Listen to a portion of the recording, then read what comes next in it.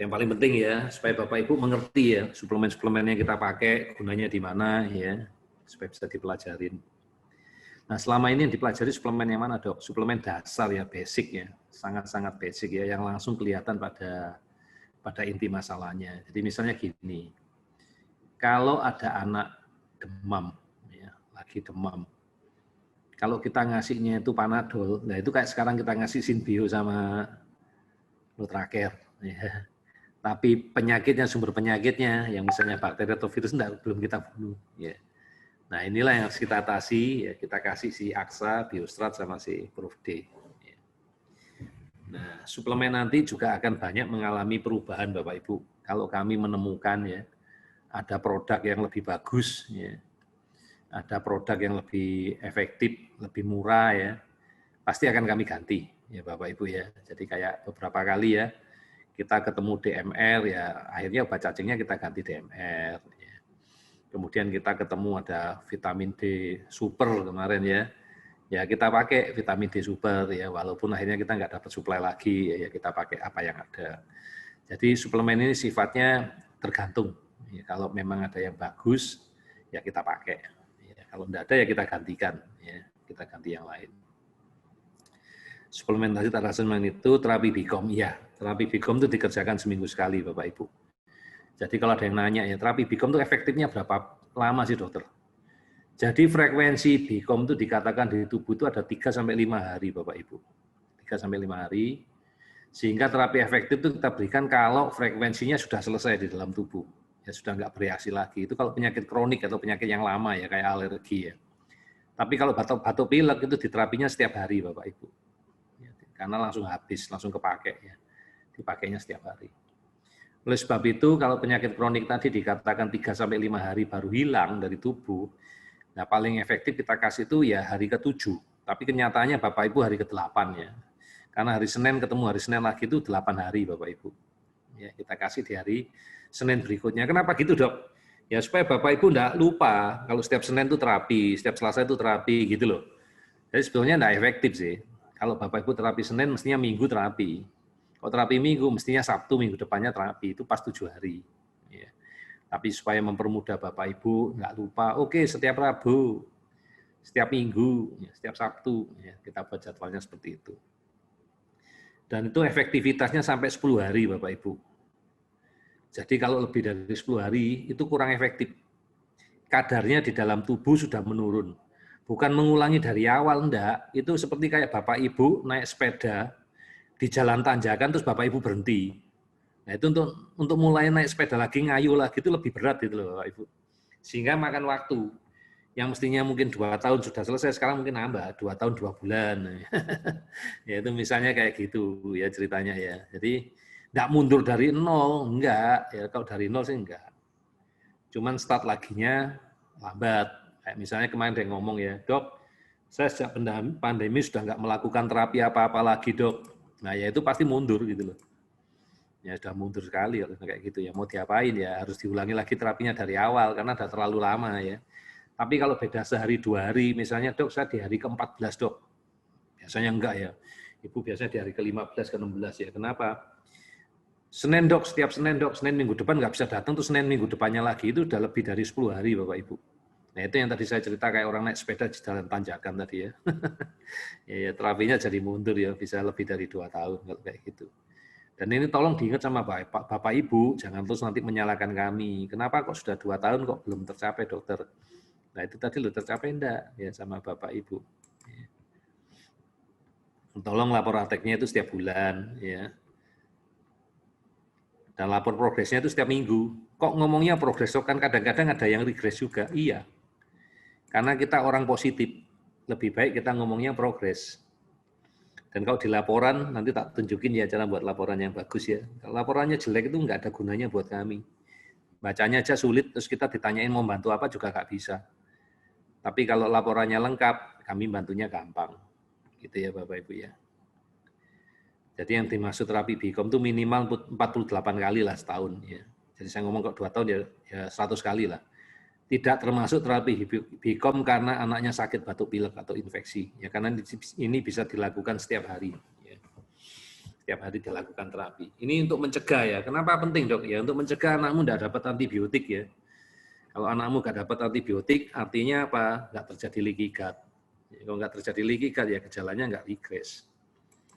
Nah bahayanya apa dok kalau dikasih antibiotik? Bahayanya. Nomor 1 nambah duit. Loh kok nambah duit ya minum antibiotik kan nambah duitnya. Nomor 2 nambah duit lagi untuk menanam kuman lagi, betulin probiotik lagi. Ya. Nomor 3 leaky gut lagi. Makanya kita selalu ngomong kalau ketemu anak batuk pilek atau sakit, tolong. Ya. Yang kita lakukan sekarang adalah mencegah terjadinya leaky gut berulang. Ya. Jadi kita lakukan terapi BICOM, bukannya mahal, ya, tapi sebetulnya lebih murah. Oke, kita lanjut. Ya, slide-nya agak banyak, cuma 33 ya yang pertanyaan-pertanyaan yang berhasil saya kumpulkan. Ya, ini kenyataannya tadi macam-macam ya Bapak Ibu ya. Ada yang sebelum 2 tahun sudah progres, maka malah dalam hitungan hari sudah progres ya. Malah ada yang beberapa tahun ya, malah ada yang sudah lebih dari 2 tahun ya, tapi ya tetap melanjutkan terapi ya. Ya karena apa? Ya karena progres dok. Cuman kurang dikit lagi. Ya boleh nggak dok dilanjutkan terapinya? Boleh ya. Itu kenyataan ya. Jadi kenyataannya macam-macam. Target kerjanya 2 tahun, tapi kenyataannya ya bisa kurang, bisa lebih, ya macam-macam kondisinya. Oke. Suplementasi yang penting. Semua penting, itu udah dihitungnya minimalis. Ya. Semua dibutuhkan. Yang nggak dibutuhkan sudah nggak dipakai. Jadi nggak ada yang nggak penting. Semua penting. Obat cacingnya ya 2 macam itu. Ya. Aksa. Ya, Aksa itu sudah paling lengkap, tidak ada yang lain lagi. Biostrat, ya itu yang paling lengkap, yang paling murah, yang bisa kamu capai. Ya. Proof D, nah ini yang kurang sempurna ya. Dalam artian kurang sempurna, kita butuh dosis yang lebih gede ya. Kita dijanjikan nanti akan dapat yang 5.000 sekitar di bulan Januari. Ya. Kemudian Synbio, ya saat ini yang penting ya Synbio itu ya untuk leaky gut. Kemudian kita tahu lagi ada Nutracare. Ya, sementara ini dipakai ya, untuk memecah makanan. Ya. Ya semuanya penting, nggak ada yang nggak penting. Semuanya kerjanya punya sendiri-sendiri. Ada yang khusus untuk pencernaan, ada yang khusus untuk otak, ya semuanya penting. Nggak ada yang penting. Jadi usahakan ya dapat semuanya. Ya. Kalau nggak dapat ya pasti ada yang nggak tercapai. Ya. Oke. Ya, saya lagi melihat mengabsen. Ya. Sudah 77 orang. Saya bersyukur hari ini nggak menambah sampai 300 ya Bapak Ibu ya. Karena memang jumlah orangnya nggak lebih dari 100 ya. Dok, suplementasi dasar. Suplementasi pencernaan, Bu. Itu yang dasar itu suplementasi pencernaan. Jadi kita yang bicarakan suplementasi pencernaan itu cuma 3. Bukan 2, 3. Synbio untuk leaky gut, kemudian kita ngomong Nutracare. Ya. Terus satu lagi kita ngomong masalah Biostrat. Kenapa Biostrat ini penting? Karena Biostrat ini untuk membantu mengatasi defisiensi asam lambung sama enzim. Jadi dia ini bahan baku untuk membentuk. Supaya anaknya Bapak Ibu itu nggak minum suplemennya seumur hidup.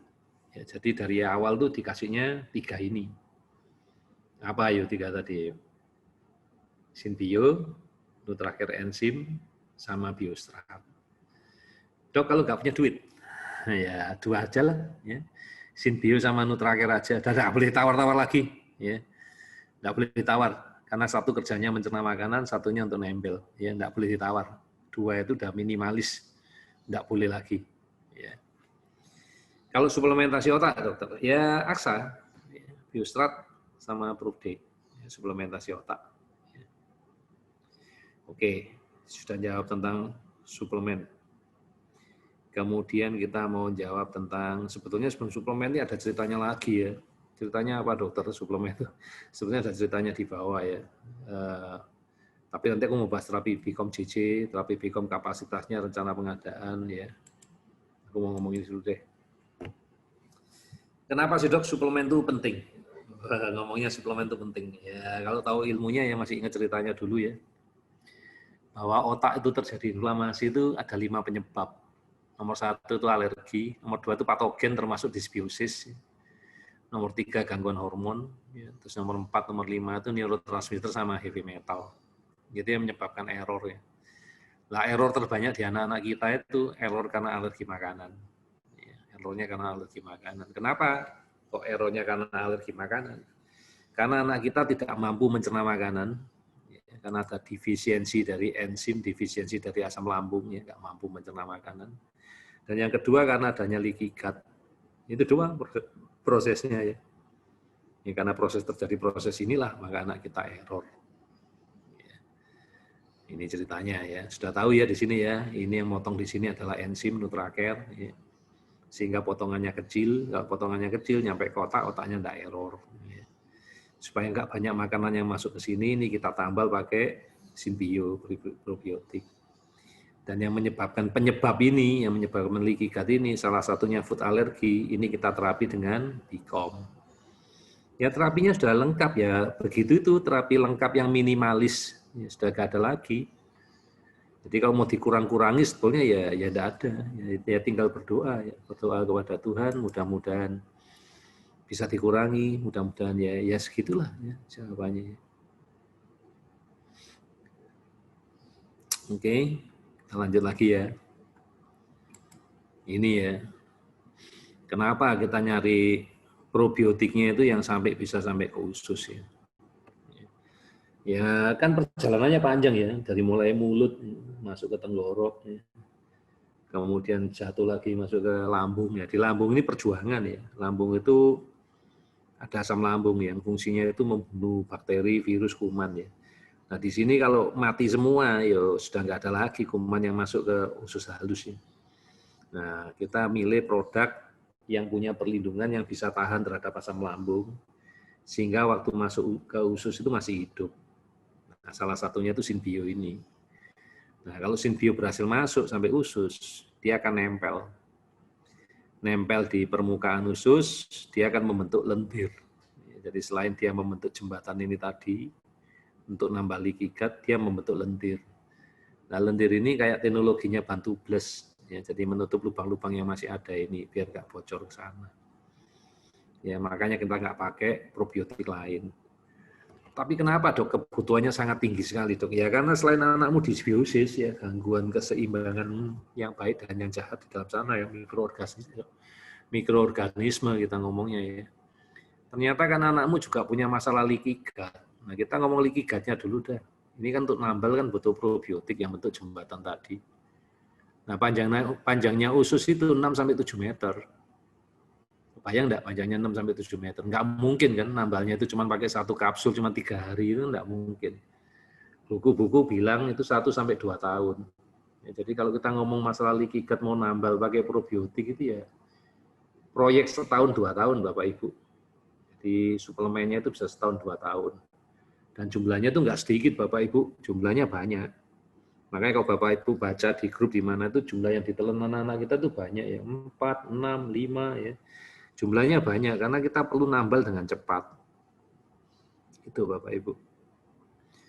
Nah kalau perlunya banyak, otomatis ya mengeluarkan uangnya lebih banyak. Oleh sebab itu, mata hati membuat ide, gimana dok kalau Synbio-nya kekuatan kumannya kita tambah dok, kita jadikan lebih sakti. Dengan kita kasih energi yang namanya imprint. Jadi walaupun jumlahnya sama, tapi kekuatannya lebih besar. Sehingga dengan jumlah yang lebih sedikit, dia akan lebih mampu, lebih efektif bekerjanya. Ya oke, itulah asal mula keluarnya teknologi imprint Bapak Ibu. Karena kalau kita pakai yang tidak imprint, mungkin butuhnya 20 Bapak Ibu, mungkin butuhnya 30 Bapak Ibu, sekali telannya. Kok banyak banget dok? Iya, karena masalahnya anak kita kan luar biasa ya, di dysbiosisnya ya, di leaky gut-nya ya. Oleh sebab itu kita pakai yang imprint. Itu alasannya kalau ditanya kenapa pakai imprint. Tadi masih ingat nggak untuk menghilangkan alergi ini tadi? Karena alergi ini kan yang menyebabkan leaky gut. Ya, biar nggak pakai suplemen seumur hidup. Nah kita pilihnya pakai mesin Bicom. Studinya bagus Bapak Ibu ya. Jadi alasan dulu kenapa dipilih karena studinya bagus. Ya. Penelitiannya Bicom itu bagus Bapak Ibu ya. Tercapai kesembuhannya itu tinggi banget ya. Ini padahal tahun lama Bapak Ibu ya, tahun 90-an ini ya. Udah berapa puluh tahun yang lalu ya. Sukses rate-nya aja udah di atas 80% ya. Ada yang 55 dok. Nah ini masalah masih jatah zaman dulu ya. Kok sekarang nggak ada apa-apanya ini ya. Pencapaian kita udah tinggi banget ya. Ini tuh ini ya. Ada pertanyaan lagi. Dok, cara minum suplemennya gimana dok? Oke. Cara minum suplemen yang kita mau beresin sekarang. Berapa lama? Ya suplemen diminum itu sesuai dengan kebutuhan anak. Kalau sudah nggak butuh ya nggak minum. Kapan dong nggak butuh ya nggak tahu. Oleh sebab itu setiap tahun kita tes dengan Asira supaya kita tahu anak masih butuh atau enggak. Itu caranya kita mengukur ya. Karena kalau tadi kita ngomong masalah Synbio aja, kalau ada leaky gut, itu perlunya waktu sampai setahun 2 tahun loh. Ya. Jadi kebutuhan suplemennya ini ya jangka panjang.